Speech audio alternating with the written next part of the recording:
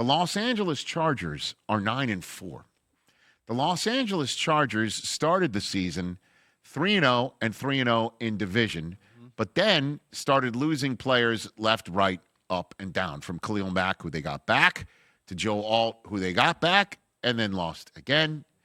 And then Justin Herbert, they lost a healthy, non-throwing hand last week on his body, and all he did last night was have his body thrown around like a rag doll half the time, where he was under attack because the offensive line for the Chargers, as well as it's trying to play, being completely reconstituted because of injuries that keep besetting that unit that is always the lifeblood of a Jim Harbaugh team. Sacked 7 times, and when he wasn't sacked 7 times, he was running for his life or just running the football as the leading rusher of this team, which is not optimum. But at the end of the day, this team gave up 100 yards to Saquon Barkley and A.J. Brown. And at the end of the day, this team beat the Philadelphia Eagles. And now also, talk about toughness. Herbert embodies it. Talk about toughness. This defense embodies it. Talk about toughness. The Los Angeles Chargers are now 2-0 in road games at home against teams from Pennsylvania. I was there the night for the Pittsburgh Steelers showing up on Sunday Night Football. It was jam-packed with black and gold and Steelers terrible towels everywhere and Herbert having to go silent snap count. And last night I'm getting texts from friends at home saying, from the East Coast, saying, what is up with all the Eagles fans there? Mm-hmm. And it's bad. I mean, it's gotten better for the Rams. It has gotten better for the Rams. But the Chargers fan base is beginning to grow, and hopefully with the winning that's happening will continue to grow. But, there aren't many Padres fans walking around Los Angeles, California.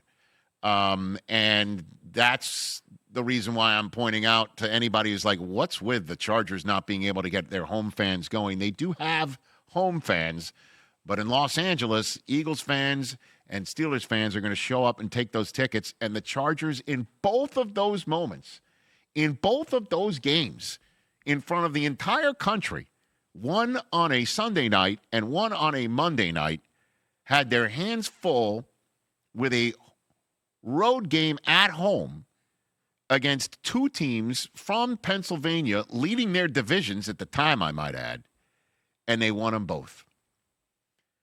They're unbelievable. And the question is where do they go from here? But first things first up is where do they go from here is whether Justin Herbert can stand up and stand the pain of a left hand that had screws put in it, a plate put in it, surgically repaired, a week before, 1 week before the actual game. He was taking snaps, feeling well enough to hand off with that hand. By the end of the game, he was handing off with the other hand. And by the end of the game, I mean, the ESPN crew did a great job of covering this, from Laura Rutledge to the cameras work on Monday Night Football. He was wincing every time he seemed when getting up from the turf. He had this to say about his hand afterwards. Yeah, it was a broken hand. So, like, how did you navigate that? Like, you were stiff. It seemed like you were stiff arming people. Like Jim said, it felt like a fake movie, like the stuff you were doing.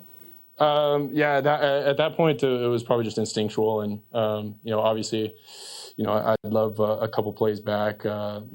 Dropped a couple on the ground, and I did everything I could to hold onto the ball, and I just got to be smarter with it, and use 2 hands and be able to grip it as best as I can. Well, I don't know. How's it going to hold up? How's it going to work? But so far, so good, because the defense balls out. The defense took the ball away last night, as we know, even twice on the same play with Jalen Hurts. 4 takeaways there. They got a fumble, also fumble recovery. They were all over the place, and they're missing some people still too defensively.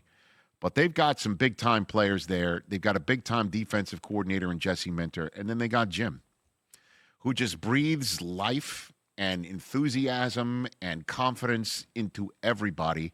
And that's been job one for him. Not just there, but maybe into the fan base, that is selling their tickets to Eagles fans. And maybe I don't think the quarterback needs it. But remember how I said that find somebody in your life to love you as much as John Harbaugh loves Lamar Jackson?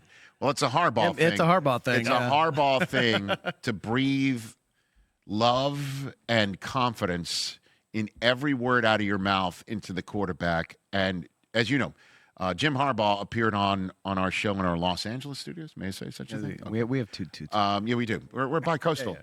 And he came on our show during the summer saying he woke up the night before saying, I've got to get Justin Herbert to the Hall of Fame. I mean, this is a guy who is also talking about everything about Justin Herbert, known to man, and now you can add being a superhero to the mix. And Justin Herbert, he's a superhero. He is a competitive maniac.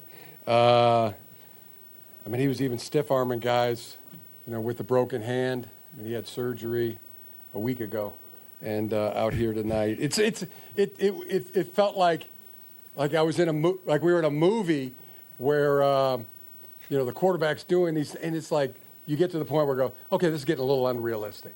That's what it felt like to me. He is just he refuses to lose. He's just tough as they get. He's a superhero quarterback.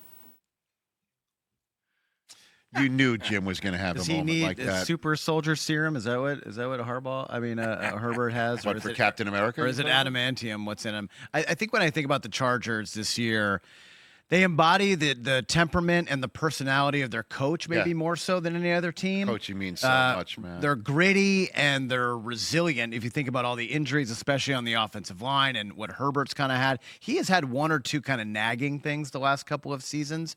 And I think had they have lost yesterday, they might have been out of the playoffs. And now the division is still alive. How about out? They're going to be in. It just felt like they were going to be trending in the wrong direction. That I would understand. I mean, but now it feels like they've locked up a spot, and they're in a good spot going forward if Herbert can manage what's going on with his left hand. Well, again, when you look at the AFC, because there's three teams that we were all expecting to be in the mix, or two of them at least, with Miami being the third, and the Chiefs and the Ravens being the two I'm referring to.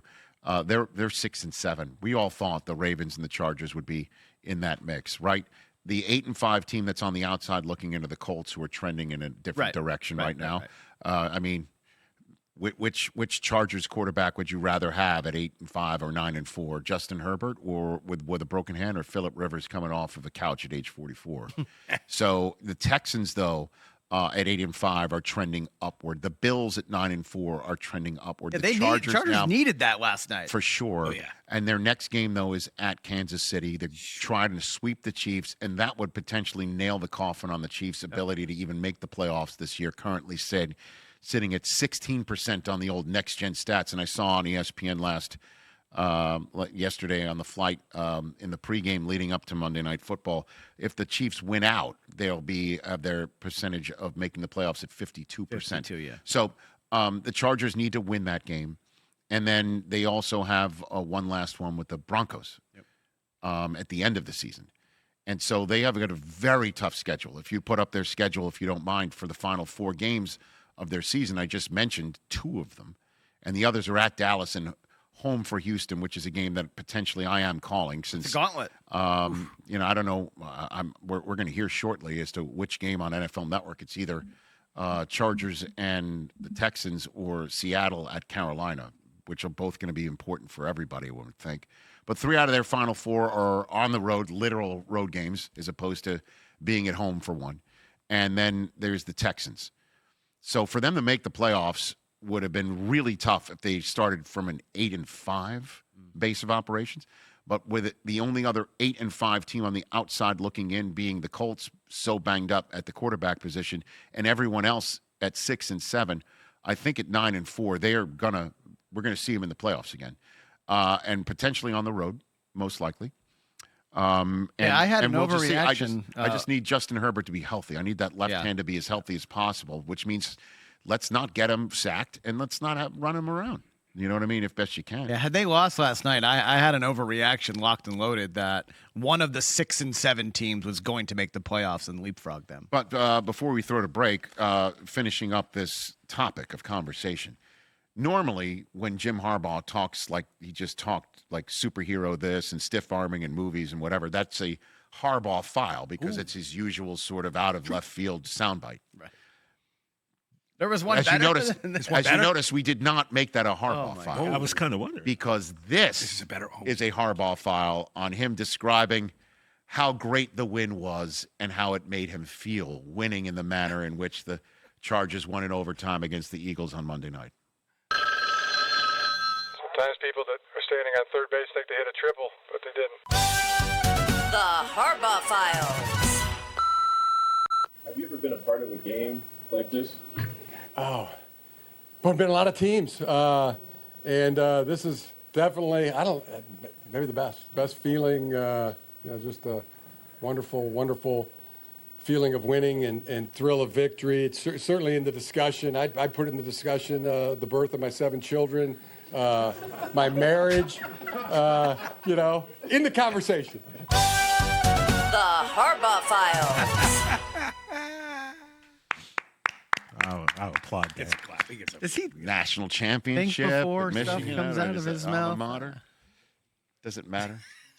Does it matter Not if he's thinking about it? Not really. Jim Harbaugh, happy and riffing, is a great Jim Harbaugh. Amazing. Happy and riffing Jim Harbaugh. Happy and riffing Jim Harbaugh. And happy and bursting with love. Hey, you made it all the way to the end. Thanks for that. Check us out every single day streaming live on Disney Plus and the ESPN app 12 to 3 Eastern.